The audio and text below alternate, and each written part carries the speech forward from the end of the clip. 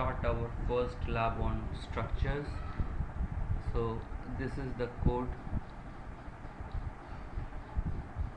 We see that in this lab we define structure called point, and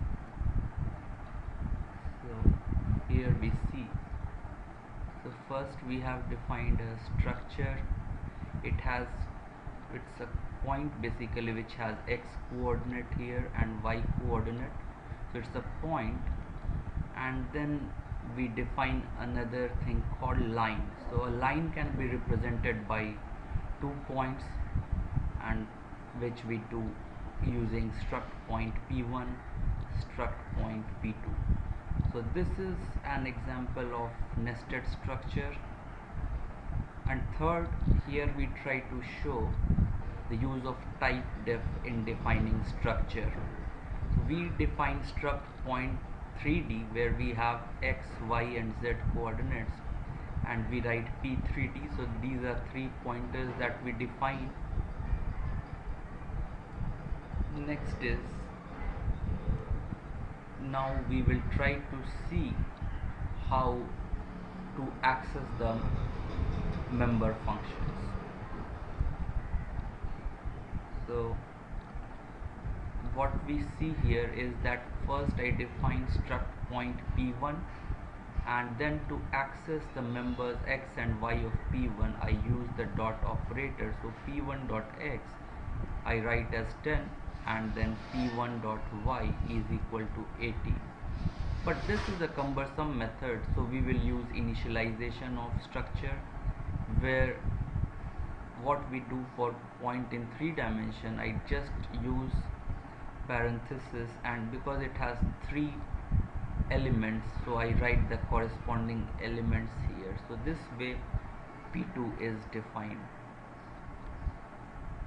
and the corresponding simpler way is p3 dot x is equal to 1, p3 dot y is equal to 2, and p3 dot z is 9. Next, let's see about the nested structure. So nested structure is a little bit more complicated, but so if I have line L1, so it had inside point P1 and point P2, where point itself had x and y coordinates. So if we initialize it, so let's first take the simpler one. So let's have a line L2. So to access the first point of L2, the line, I use L2 dot P1. Now P1 itself has x, and L2 dot P1 dot y are there. Similarly, to access the second point, I do L2 dot P2 dot x and L2 dot P2 dot y. So this way we do the initialization, but I require 4 steps. But instead of that, I can just do L1 is equal to 1 comma 2 in parenthesis and 3 comma 4. So this way also it means that L1 dot x, L1 dot P1 dot x is 1, and L1 dot P1 dot y is 2, L1 dot P1 dot L1 dot P2 dot x is 3, and L1 dot P2 dot y is 4. So this is much simpler method. So coming to how to use pointers with structures, so this is the way.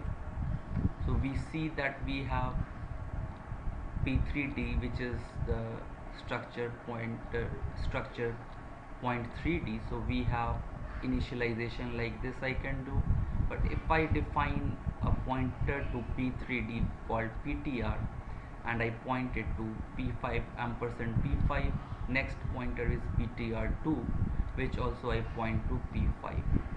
So now to access the members, so because PTR is a pointer, so to dereference it I use star, and then I do PTR dot x. Similarly PTR dot y I can do. And because structures and pointers are used a lot together, so they define another operator called arrow, which we can directly use with pointers. So PTR2 arrow x is used to access the first coordinate of point in 3D. Similarly, PTR 2 arrow Y and PTR 2 arrow Z we can use. So this is about accessing pointers members and what are pointers. So we will stop here.